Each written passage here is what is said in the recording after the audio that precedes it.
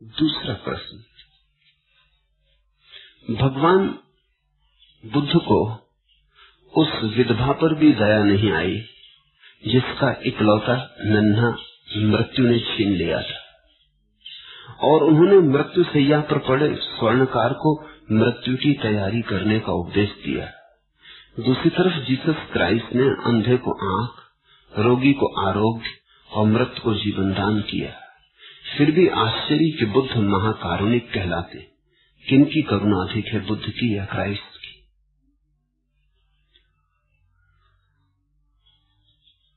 जिस छोटी सी कथा की ओर संकेत है वो तुम्हें स्मरण दिला देनी उचित है। एक स्त्री का एकलौता बेटा मर गया, वही उसका सहारा था, उस पर ही उसने सारा जीवन निछावर किया था। उसके दुख का कोई पारावार न था। वो छाती पीटती और लौटती और बाल नोचती। मोहल्ले पड़ोस के लोग समझा समझा के हार गए, लेकिन वो सुनती ही ना। वो अपने बेटे की लाश भी देने को राजी नहीं। वो उसको छाती से लगाए। उसे आशा है कि कोई चमत्कार हो जाएगा। उसे आशा है कि उसकी पीड़ा, उसका दर्द, उसके आंसू भगवान समझेगा। उसकी पुकार कहीं तो सुनाई पड़ेगी, कहीं तो न्याय होगा। उसने सुन रखा है कि उसके दरबार में देर है, अंधेर नहीं। तो वो छोड़ने को राजी नहीं है। उस बेटे की लाश को लेके घूमती है। वो एक क्षण को छोड़ती नहीं, रात सोती नहीं कि कोई उसकी लाश को जला न दे। तब तो लोगों ने समझा कि वो पागल हो गई। कोई उपाय न था। गांव में बुद्ध का आगमन हुआ था तो लोगों ने कहा, ऐसा कर, अगर तू सोचती है कि चमत्कार हो सकता है तो इस बेटे को लेकर बुद्ध के पास चली जा। इससे बड़ा और क्या सौभाग्य होगा। जाके बुद्ध के चरणों में इस बेटे को रख दे। अगर हो सकता है जीवन पुनः तो हो जाएगा। गांव के लोग तो जानते थे ये होगा नहीं, ये कभी हुआ नहीं, लेकिन शायद बुद्ध के पास जाने से इसे कुछ समझ आ जाए। वो गई, उसने बुद्ध के चरणों में लाश रख दी और उसने कहा, करुणा करें, आप तो महाकारुणिक हैं, मेरे बेटे को जिला दे। बुद्ध ने कहा, ठीक, तू एक काम कर, गांव में चली जा और ऐसे घर से सरसों के बीज मांग ला जिस घर में कोई कभी मरा न हो। वैसे बीज मिल जाएं तो ये बेटा अभी जी जाएगा। उस स्त्री के तो आंसू सब तिरोहित हो गए। वो तो नाच उठी। उसने कहा, मैं अभी लाती हूं, ये कोई बड़ी बात नहीं है। सरसों की ही तो खेती होती है हमारे गांव में, घर घर सरसों है, अभी लाती हूं। उसे होश भी नहीं है कि ये बीज मिल न सकेंगे। उसे शर्त की बात ख्याल में नहीं कि बुद्ध ने कहा, उस घर से जिसमें कोई कभी मरा न हो। वो गई, एक घर, दो घर, तीन घर, गांव के एक एक द्वार पर उसने दस्तक दी। गरीब से गरीब और राजा तक गई, लेकिन सभी ने कहा, पागल, ऐसा घर कहां मिलेगा जहां कोई कभी न मरा हो। ऐसा घर तो हो ही नहीं सकता। किसी का पिता मरा है, किसी की मां मरी है, किसी का बेटा मरा, किसी का भाई मरा। ऐसा घर तो हो ही नहीं सकता। जितने लोग घर में रह रहे हैं, इससे अनंत गुना लोग घर में मर चुके। बाप के बाप मरे, उनके बाप मरे, कितने लोग मर चुके। ऐसा तो कोई घर हो नहीं सकता जहां कोई मरा ना हो। सांझ होते होते उसे बोध आया कि मृत्यु अनिवार्य है।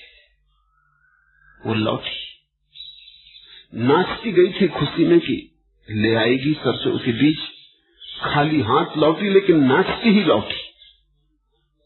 अब बेटे के जगने की तो कोई उम्मीद न थी। अब कौन सी खुशी थी। अब वो इस खुशी में लौटी कि उसके हाथ एक सत्य लग गया कि मृत्यु अनिवार्य है, रोना व्यर्थ है, और जो थोड़े से जीवन के क्षण बचे इनका ऐसा उपयोग कर लेना जरूरी है कि आदमी अमृत को उपलब्ध हो जाए।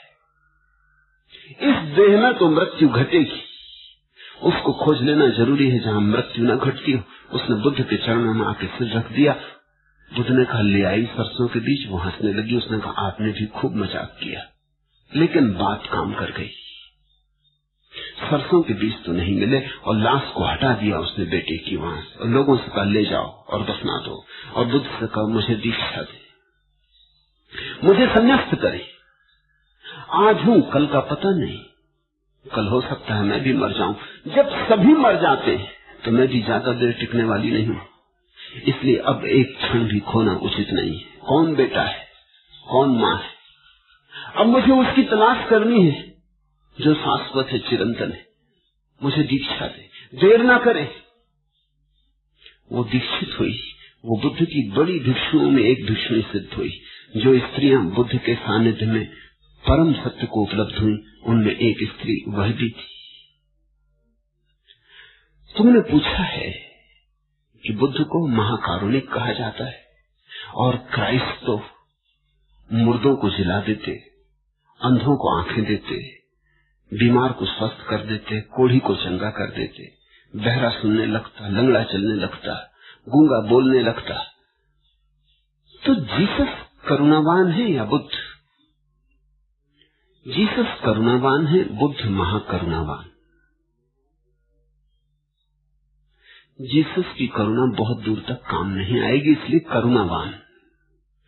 बुद्ध महाकरुणावान, उनकी करुणा अंत तक काम आएगी, अनंत तक काम आएगी। अगर किसी मुर्दे को भी जिला दिया तो भी वो मरेगा। जीसस ने लजारस को जगा दिया था, मर गया था लजारस। फिर अब लजारस कहां है?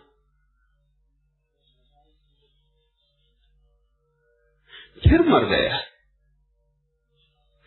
एक ही बार मरा था, अब दोबारा मरा। तो करुणा का कुल परिणाम यह हुआ कि लजारस को दोबारा मरना पड़ा।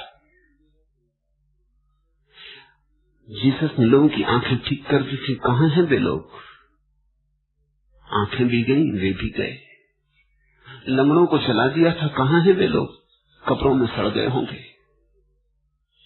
जीसस करुणावान है, इसमें कोई संदेह नहीं, लेकिन जीसस की करुणा कितने दूर तक काम आती? जीसस ने जो किया है वो तो अब डॉक्टर करने लगा है। अगर अभी मुर्दे को नहीं जिला पा रहा है तो वो भी इस सदी के पूरे होते होते जिला लेगा, वो कुछ अड़चन की बात नहीं। तो जीसस चिकित्सक हैं ज्यादा से ज्यादा, बुद्ध महाचिकित्सक, महाकरुणावान। इसलिए हमने बुद्ध को करुणावान नहीं कहा, महाकरुणावान कहा है। बुद्ध कुछ ऐसा जीवन दे देते हैं जो फिर कभी छुड़ाए न छूटेगा, कुछ ऐसी आंख दे देते हैं जो फिर कभी न फूटेगी, कुछ ऐसे कान दे देते हैं, कुछ ऐसे श्रवण की क्षमता दे देते हैं कि जो सुनने योग्य सुन लिया जाएगा, कुछ ऐसे पैर दे देते हैं जो कि अगम्य में गति हो जाती, अध्यात्म में प्रवेश हो जाता है। बुद्ध भी देते, देह पर नहीं, आत्मा पर, बाहर नहीं, भीतर। भारत ने इस बात को बहुत मूल्य कभी दिया नहीं कि अंधे को आंख मिल जाए कि बहरे को कान मिल जाए, इससे क्या होगा? इतने तो लोग हैं जिनके पास आंख है, आंख वालों के पास भी आंख कहां, एक और अंधे को आंख मिल गई, इससे क्या होगा? इतने तो लोग हैं कान वाले, इन्हें कुछ भी तो सुनाई नहीं पड़ा अब तक। कौन सा संगीत सुनाए उन्होंने, कौन सा सत्य सुनाए उन्होंने? और जीसस को खुद ही तो बार बार अपने शिष्यों से कहना पड़ता, आंखें हो तो देख लो, कान हो तो सुन लो। उनके पास आंखें भी थी, कान भी थी, लेकिन जीसस को बार बार कहना पड़ता है, सुनो, कान खोल के सुनो, आंखों का उपयोग करो। बुद्ध भी आंख देते, महावीर भी आंख देते, कृष्ण भी आंख देते। सूक्ष्म की आंख, अंतर्दृष्टि, ऐसी आंख जो एक बार खुल जाए तो फिर कभी बंद नहीं होती। बुद्ध भी जगाते हैं, मृत्यु से नहीं, जीवन से जगाते हैं, इसलिए महाकरुणा। मृत्यु से जगाया हुआ तो फिर मरेगा, फिर पैदा होगा। जीवन से जगा देते हैं कि फिर न कोई जन्म हो और न कोई मृत्यु हो, महाजीवन में जगा देते। लेकिन साधारणतः तुम्हें भी जीसस की बात ज्यादा अर्थपूर्ण मालूम पड़ेगी, इसलिए दुनिया में ईसाई बढ़ते गए। ईसाई के बढ़ते जाने का कारण है, हर आदमी को बात जचती तुम्हारी भाषा में। तुम्हें फिक्र भी कहां अंतर्दृष्टि की? तुम कहते छोड़ो भी, अंतर्दृष्टि चाहिए किसको? इधर हमारी आंख पे चश्मा चढ़ा है, आप अंतर्दृष्टि की बातें कर रहे हैं। पहले चश्मा तो उतर जाए।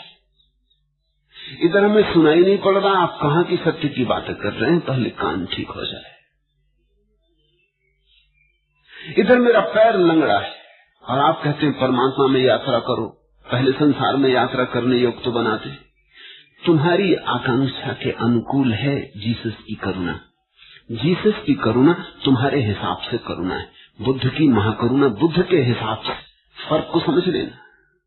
जीसस तुम्हें वही देते हैं जो तुम मांग रहे हो।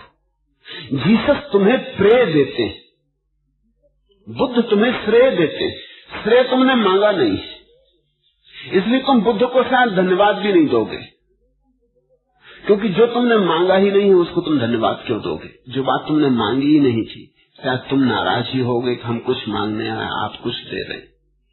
हम कहते हैं आंखें ठीक कर दो, आप कहते हैं कि ध्यान करो, अंतर्दृष्टि खुल जाएगी। संभालो अपनी अंतर्दृष्टि, तुम कहना चाहते हो। हमें आंख चाहिए, चमत्कार चाहिए, इसलिए कि तुम चमत्कारी के पीछे इकट्ठे हो जाते, वहां तुम्हें आशा दिखती। तुम्हारा जीवन से मोह नहीं छूटा है, तो जीवन को जो संभाल देता है, संवार देता है, तुम उसकी पूजा करते हो। बुद्ध तो कहते हैं इसमें कुछ भी सार नहीं, ये दे ही चली जाएगी, ये जाकर ही रहेगी, और 2-4-10 साल जी लोगे, फिर क्या होगा। मरना तो सुनिश्चित है। जब मरना सुनिश्चित है तो कुछ ऐसा करो कि मरने की प्रक्रिया सदा के लिए छूट जाए। तो कुछ ऐसे अंतरलोक में जागो जहां मृत्यु घटती नहीं। इसलिए अगर तुम मुझसे पूछते हो तो मैं कहूंगा बुद्ध महाकरुणावान, क्राइस्ट करुणावान। क्राइस्ट तुम्हें समझ में आएंगे, बुद्ध तुम्हें समझ में न आएंगे। जो तुम्हें समझ में आ जाता है वो तुम्हें रूपांतरित न कर पाएगा, जो तुम्हें समझ में नहीं आता उसी के साथ तुम्हारे जीवन में क्रांति घटित होगी। एक जीसस के जीवन की बड़ी प्यारी कहानी है, मुझे बहुत प्रिय। ईसाइयों ने तो उसे लिखा भी नहीं, बाइबल में संग्रहित भी नहीं किया, लेकिन सूफियों ने उसे बचा रखा है। सूफियों ने जीसस की कई कहानियां बचा रखी जो ऐसी अद्भुत है कि उनके बिना बाइबल अधूरी है। लेकिन शायद बाइबल लिखने वालों ने सोच के छोड़ दिया होगा, क्योंकि वो खतरनाक कहानियां हैं। जीसस एक गांव में आए और उन्होंने एक आदमी को देखा जो शराब में धुत सड़क के किनारे गटर में पड़ा गाली गलौज बक रहा था।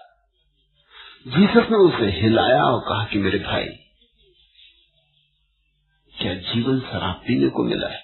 उस आदमी ने आंखें खोली, थोड़ा होश उससे आया, उसने जल्दी से जीसस के पैर पकड़ लिए। उसने कहा, महाप्रभु, मैं तो मर गया था, तुमने ही तो मुझे जिलाया था, अब तुम ही जवाब दो कि मैं जिंदगी का क्या करूं।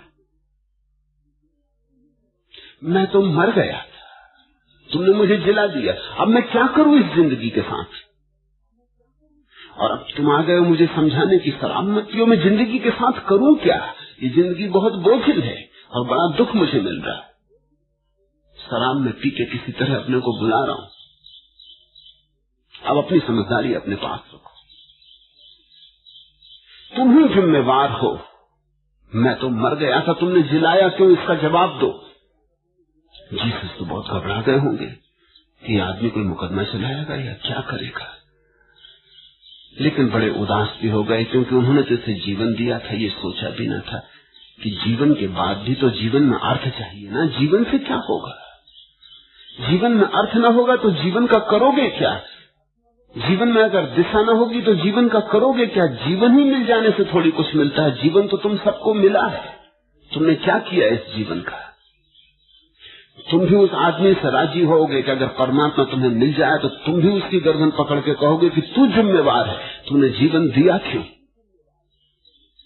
तूने हमें पैदा क्यों किया। अब हम क्या करें?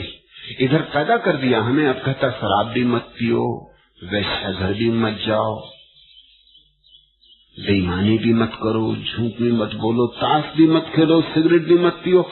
एक तो जन्म दे दिया और अब कुछ करो भी मत, तुम्हारी फांसी लगा रहा है। तो फिर हम जिए किस लिए? जीसस उदास गांव में अंदर गए, देखा एक आदमी एक सुंदर स्त्री के पीछे भागा जा रहा है, उसकी आंखों में बड़ी लोलुपता है, बड़ी वासना है। उसे पकड़ा और कहा कि तू ये क्या कर रहा है? ये आंखें परमात्मा को देखने के लिए। उस आदमी ने जीसस के पैर छुए और कहा, महाप्रभु क्षमा करो, लेकिन ये मुझे कहना ही पड़ेगा कि मैं अंधा था और तुम्ही ने मेरी आंखें ठीक की। अब तुम मुझे ये भी तो बताओ, इन आंखों का करूं क्या? रूप न देखूं, सौंदर्य न देखूं, तो फिर अंधा ही क्या बुरा था? आखिर आंख का तो मतलब ये होता है कि आदमी रूप देखे, सौंदर्य देखे, तो अंधा होने में क्या बुराई थी? मुझे आंखें क्यों दी? मैं तो अंधा ही भला था, न दिखता था न पीड़ा थी। जब से ये आंखें मिल गई है, रूप दिखता है, रूप बुलाता है, अदम्य है उसकी पुकार। और अब इधर आप आ गए तो मुझे फिर से अंधा बना दो। जीसस तो बहुत हैरान हो गए। वो उदास गांव के बाहर निकल आए। उन्हें तो बड़ी चोट लगी होगी कि ये क्या हुआ, मैंने तो लोगों की सेवा की, करुणा की, और ये लोग क्या कह रहे हैं। एक आदमी को गांव के बाहर देखा कि फांसी लगाने का इंतजाम कर रहा है झाड़ के पास। उससे पूछा कि भाई ये तू क्या कर रहा है? उसने कहा, अब दूर रहो और ध्यान रखना, अगर मैं मर जाऊं तो मुझे जिला मत देना, क्योंकि मैं बुरी तरह उब गया हूं, और आप अपनी रास्ता लो।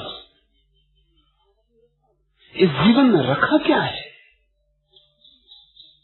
यही तो जयपाल छात्र पूछता है कि इस जीवन में रखा क्या है, अर्थ कहां? यही तो दुनिया के सारे विचारशील लोग पूछते हैं कि इस जीवन में प्रयोजन क्या है। A tale told by an idiot, किसी मूर्ख के द्वारा कही हुई कथा मालूम होती, जिसमें कुछ भी अर्थ नहीं मालूम होता। इसे समाप्त क्यों न कर दें? दोस्तोयेवस्की का एक पात्र, दोस्तोयेवस्की के प्रसिद्ध उपन्यास ब्रदर्स कारामाज़ोव में चिल्ला के ईश्वर से कहता है कि ये टिकट जो तूने मुझे जीवन में प्रवेश के लिए दी थी, अब वापस ले ले। तू है कहां? तू है भी, अगर है तो प्रमाण दे। ये मेरे जीवन के प्रवेश की जो तूने आज्ञा दी थी, इसे वापस ले ले, क्योंकि इस जीवन में कुछ भी नहीं। धन्यवाद देना तो दूर, आदमी ईश्वर को गुनहगार मानता है। तुमने जीवन दिया क्यों? यहां है क्या सिवाय दुख और पीड़ा के? लेकिन जीसस की भाषा तुम्हें समझ में आती है, क्योंकि तुम्हारी वासना के करीब पड़ती, तुम्हारी कामना के करीब पड़ती। तुम चाहते हो सुंदर रूप हो, लंबा जीवन हो, बड़ी उम्र हो, धन हो, पद हो, प्रतिष्ठा हो। जीसस की चमत्कारी जीवन व्यवस्था तुम्हें आकर्षित करती। बुद्ध के पास तो सिर्फ वही लोग जाएंगे जो इस जीवन से ऊब गए। ये जो 3 आदमी जिनकी मैंने तुमसे कहानी कही, जिन्होंने जीसस को कहा कि क्षमा करो महाराज, तुम्ही ने झंझट में डाल दिया, ये तीनों आदमी अगर बुद्ध के पास जाते तो इन्हें मार्ग मिलता। तो बुद्ध कहते ठीक ही है, तुम ठीक ही कहते हो। जीवन में रखा क्या है?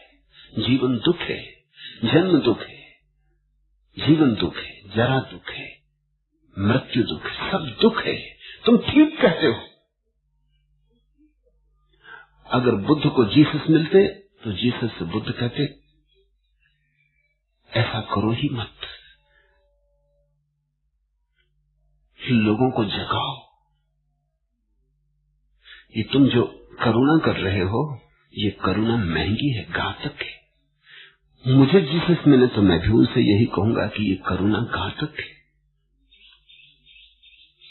ये करुणा माना कि लोगों को जचती है क्योंकि लोगों की ये मांग है, लेकिन लोगों को जो जचता है अगर वही ठीक होता तो तुम्हारी जरूरत क्या है?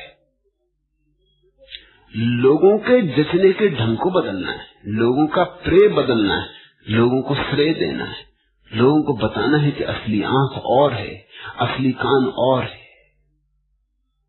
असली जीवन और है, देह का जीवन नहीं, मन का जीवन नहीं। तुम्हारा प्रश्न सार्थक है, मैं तो बुद्ध के साथ राजी हूं। बुद्ध महाकरुणावान है। लेकिन जीसस के साथ जाति हो जाएगी अगर मैं इतनी बात तुम्हें याद नहीं करा दूं कि बुद्ध जिस देश में पैदा हुए उसमें हजारों वर्ष के बुद्धत्व का इतिहास था। इसलिए इतनी ऊंची महाकरुणा की बात समझने वाले लोग भी मिल सकते थे, मिल गए थे। जीसस ने जो काम शुरू किया वो एक ऐसी जगह शुरू किया जहां कोई बुद्धत्व का इतिहास न था। यहूदी जिनको पैगंबर कहते हैं वो भी आधे राजनीतिक।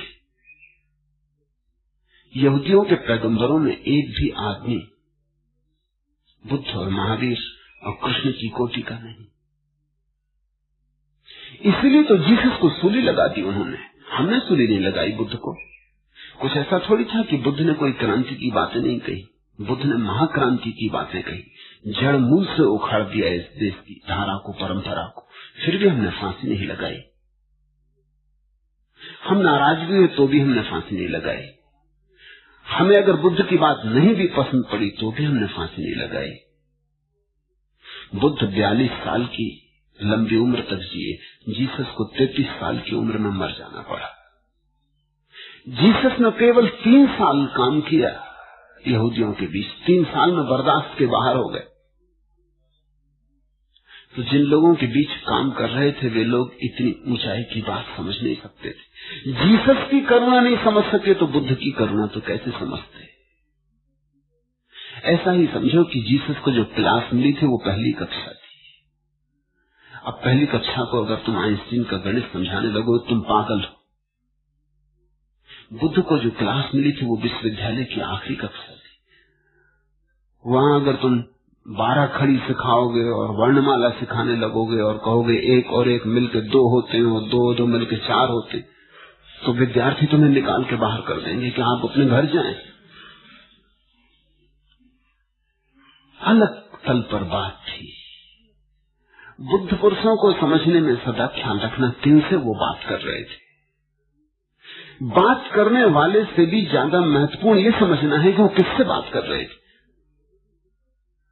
क्योंकि बुद्ध पुरुष को ये तो दिखाई पड़ता है कि जिससे बात कर रहे हैं उसकी समझ के बहुत दूर ना हो जाए, थोड़ी दूर हो, जरा सी दूर हो कि थोड़ा सर के आगे बढ़े, लेकिन बहुत दूर ना हो जाए, नहीं तो वो सुनेगा ही नहीं, उसकी समझ में ही ना आएगा। देखते ना कि एक एक सीढ़ी चढ़ के आदमी पहाड़ चढ़ जाता, लेकिन सीधी खाई से और पहाड़ पर छलांग तो नहीं लगती। एक एक सीढ़ी करीब है, एक पैर उठाया, फिर दूसरी सीढ़ी करीब आ गई, फिर दूसरा पैर उठाया, ऐसे एक एक कदम रख के आदमी हजारों मील की यात्रा कर लेता है। बुद्ध जिनसे बात कर रहे थे वो बड़े और तरह के लोग थे। जीसस जिनसे बात कर रहे थे वो और तरह के लोग थे। मोहम्मद जिनसे बात कर रहे थे वो और तरह के लोग थे। इस अर्थों में बुद्ध सौभाग्यशाली है, इस अर्थों में मोहम्मद और जीसस सौभाग्यशाली नहीं है। वो प्राइमरी स्कूल में शिक्षक थे। प्राइमरी स्कूल की भाषा बोलनी पड़ती। उपनिषदों का मजा या धम्मपद का मजा और है। कुरान पढ़ो तो ऐसा लगता है जैसे कि बहुत नासमझों के लिए लिखी गई। ऊंचाइयां नहीं, कभी कभी ऊंचाई आती मगर आमतौर से ऊंचाइयां नहीं। क्षुद्र बातों का भी ब्यौरा है, शादी विवाह का भी ब्यौरा है, समाज व्यवस्था का भी ब्यौरा है, कैसा आदमी उठे चले व्यवहार करे इसका भी ब्यौरा है। वैसी स्थिति बाइबल की है।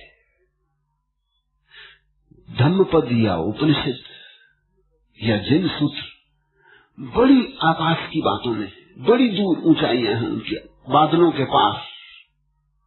जब पहली दफा उपनिषदों का अनुवाद हुआ पश्चिम की भाषाओं में तो उनको समझ में ही ना पड़े कि ये धर्म ग्रंथ कैसे, क्योंकि इनमें धर्म की तो कोई बात ही नहीं। जिसको ईसाई धर्म समझते उसकी बात है भी नहीं। चोरी मत करो एक दफे नहीं कहता उपनिषद की चोरी मत करो, ये बात ही समझ में नहीं आती। ये कैसा धर्म हुआ कि चोरी मत करो, बेईमानी मत करो, लिखा ही नहीं है। झूठ मत बोलो, लिखा ही नहीं है। 10 आज्ञाएं मोसेस की, उनका तो कहीं उल्लेख नहीं। पर स्त्री गमन मत करो, जब पश्चिम में पहली दफा अनुवाद हुआ तो ये विचार उठना स्वाभाविक था कि इनको धर्म ग्रंथ कहें, क्योंकि जो उनकी धर्म ग्रंथ की धारणा थी उसमें तो नैतिक नियम होने चाहिए, क्या करो क्या न करो।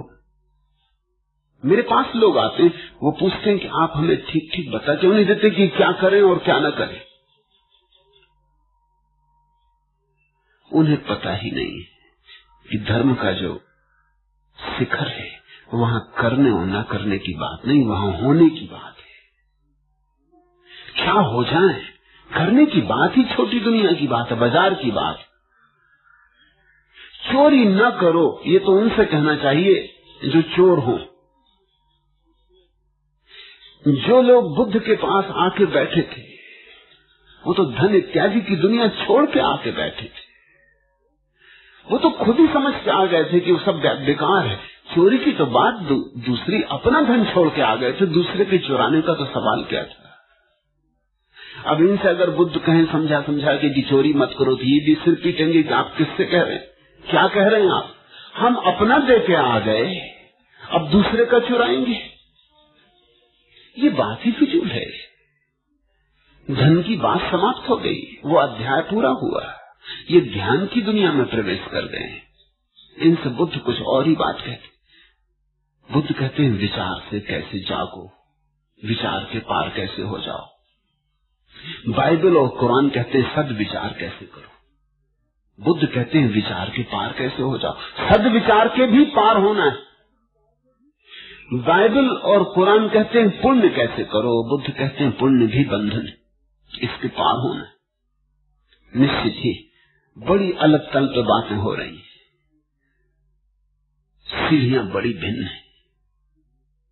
उपनिषद तो सिर्फ ब्रह्म की चर्चा करते और कोई बात ही नहीं करते। जिनसे ये बातें कही गई होंगी, बुद्ध तो फिर भी हजारों लोगों से बोल रहे थे, उसमें सब तरह के लोग रहे होंगे, समझदार ना समझ। उपनिषद तो बड़ी छोटी छोटी गोष्ठियां थी, 10, 25, 50 शिष्य थे और शिष्य भी ऐसे वैसे नहीं। कोई 10 साल से गुरु के पास था, कोई 15 साल से गुरु के पास था। उपनिषद शब्द का अर्थ होता है गुरु के पास बैठना।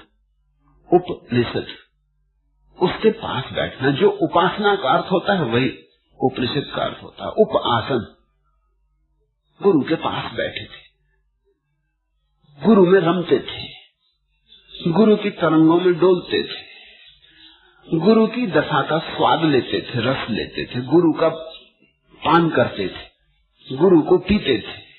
ऐसे वर्षों जिनके बीत गए थे गुरु के पास बैठे बैठे, जो गुरु का मौन भी समझते थे।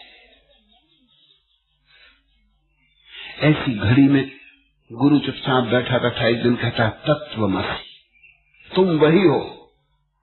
अब पश्चिम में जब इसका अनुवाद हुआ तो ये बात जरा बेबूझ लगती कि तुम वही हो।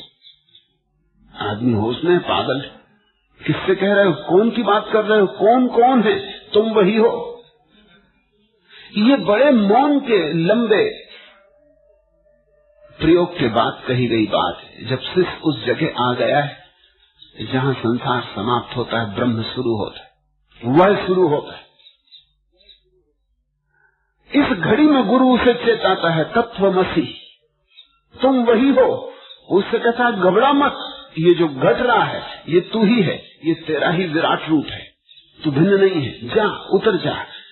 वो नदी से कह रहा है डर मत, ये सागर तेरा ही है, उतर जा, तत्वमसि। अब यहां अगर वो कहे कि चोरी मत करो, परिस्त्री गमन मत करो, तो वो कहेगा आप किसके साथ सिर भिड़ा रहे हैं, कहां की परिस्त्री। यहां अपनी स्त्री नहीं है तो परिस्त्री कहां। पहले तो स्वस्त्री होनी चाहिए तब परिस्त्री होती।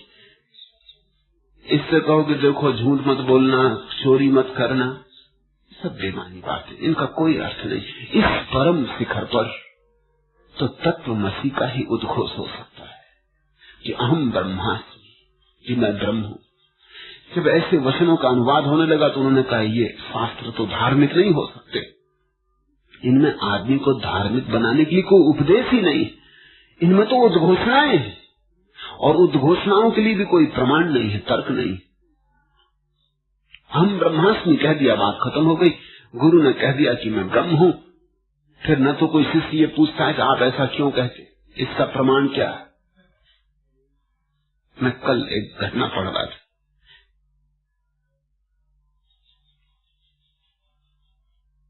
एक संत अपने 10-5 शिष्यों के साथ बैठे, मौन का आनंद चल रहा है। संत भी चुप है, शिष्य भी चुप है।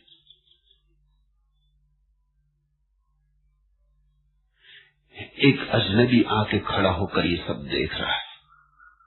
वो एक तर्कशास्त्री है, उसको ईश्वर पर भरोसा नहीं है। वो आए इसलिए है कि लोगों ने कहा यहाँ एक संत का वास है, तो आए इसलिए पूछने की ईश्वर के लिए प्रमाण क्या है, भगवान के लिए प्रमाण क्या है। यहाँ चुप्पी चल रही है, मगर उससे न रहा गया। थोड़ी देर तो उसने देखा, उसने कहा भाई ये मेरे बर्दाश्त के बाहर है, कुछ बातचीत हो, कुछ मतलब की बात हो, ये क्या गैर मतलब चुप बैठे। तो संत ने उसकी तरफ देखा और पूछा कि तुम अपनी कहो। तो उसने कहा कहना कुछ नहीं, मैं ये पूछने आया हूं कि भगवान का प्रमाण क्या है। संत ने जो उत्तर दिया वो अद्भुत था। संत ने कहा भक्तों की आंख में भगवान का प्रमाण है, और तो कहीं नहीं। भक्तों की आंख में, इनकी आंखें देख, गौर से जा, एक एक के पास इनकी आंख में झांक। उसने कहा आंखों की बात छोड़ो, मैं तर्कयुक्त प्रमाण चाहता हूं। उस संत ने कहा फिर तू कहीं और जा, क्योंकि तर्कयुक्त तो कोई प्रमाण नहीं, न प्रेम के लिए कोई तर्कयुक्त प्रमाण है, न प्रार्थना के लिए कोई तर्कयुक्त प्रमाण है, न परमात्मा के लिए कोई तर्कयुक्त प्रमाण। प्रमाण जरूर है, लेकिन प्रमाण भगवान का भक्त की आंख में। भगवान को खोजना हो तो भक्त की आंख में। उपनिषदों के ऋषि बैठे छोटे से समूह के पास, बड़ा आत्मीय नाता है। उस आत्मीय नाते में कुछ कुछ लेन देन हो जाता है, कभी कभी बोल जाते, इसलिए उपनिषदों के सूत्र एक दूसरे से जुड़े भी मालूम नहीं होते, क्योंकि बीच बीच में जो सेतु है वो मौन का है। छोटे छोटे हैं उपनिषद। आत्म पूजा उपनिषद है, एक पोस्ट कार्ड पर लिखा जा सकता है, वर्षों में पैदा हुआ होगा। और कभी कभी तो ऐसा हुआ है कि एक उपनिषद एक आदमी से पैदा नहीं हुआ, अनेक ऋषियों से पैदा हुआ। एक गुरु कुछ कह के मर गया, फिर उसके शिष्यों में कोई गुरु हो गया, उसने कुछ कहा वो भी जुड़ गया, फिर उसके शिष्य ने कुछ कहा वो जुड़ गया। ऐसे एक उपनिषद पैदा हुआ। एक आदमी के हाथ का बनाया चित्र भी नहीं है, लेकिन जिनने बनाया है एक ही चैतन्य की दशा में बनाया, इसलिए भिन्न भी नहीं है। अलग अलग ने बनाया ये कहना भी ठीक नहीं है, एक ने बनाया ये कहना भी ठीक नहीं है। ये बड़ी और तरह की कृतियां हैं। इस देश का सौभाग्य है, जैसे आज पश्चिम विज्ञान के अर्थों में सौभाग्यशाली है, वैसा ये देश धर्म के अर्थों में सौभाग्यशाली रहा है। हजारों साल की हवा के बाद कहीं ऐसी घड़ियां आती जब हम उन ऊंचाइयों पर आंखें उठा सके, उन शिखरों को देख सकें जो बादलों के पार है। बुद्ध की महाकरुणा को देखने के लिए तुम्हें समझना पड़ेगा, नहीं तो ये तो बात सीधी साफ समझ में आती है कि अगर ये औरत अपने बच्चे के मरने के बाद जीसस के पास गई होती तो जीसस ने उसे जिला दिया होता। तुम भी कहते कि ये करुणा हुई। ये बुद्ध ने क्या कहा कि सरसों के बीज ले आ, कि सरसों ले आ। ये क्या बात हुई? कुछ कर सकते हो तो कर देते। बुद्ध ने भी कुछ किया। बुद्ध का किया बहुत बड़ा है। बेटा जी जाता तो 20 साल बाद मरता, 50 साल बाद मरता कि 100 साल बाद मरता तो जो घटना घट गई थी वो 100 साल के लिए टल जाती, और क्या होता। 100 साल का मूल्य क्या है इस अनंत समय के प्रवाह में? ऐसे पल जैसे बीत जाते हैं 100 साल। तुम में से कोई 50 साल का है, कोई 30 साल का, कोई 40 साल का, कोई 60 साल का। कैसे बीत गए? ऐसे बीत गए। ऐसे वो 100 साल भी बीत जाते। फिर बेटा मरता, और बेटे के मरने के पहले ये मां मर जाती, और बुद्ध जैसे आदमी का सांस मिला और अमृत की कोई खबर न मिलती तो ये करुणा न होती। बुद्ध ने बड़ी करुणा की, महाकरुणा की। बुद्ध ने कहा तू जा, पता लगा क्या। बुद्ध ने उसे एक बोध का मौका दिया, एक संबोधि का अवसर जुटा दिया। पूछ पूछ घर घर जा जाके उसे समझ में आने लगा कि मौत तो सुनिश्चित है। तो फिर मेरे ही घर घटी है ऐसा नहीं है, कुछ मुझ पे ही कोई बड़ी विपदा आ गई ऐसा नहीं, ये विपदा सभी पर आती। और पूछते पूछते एक बात दूसरे साफ हो गई कि बेटा तो मर ही गया, मैं भी मरूंगी।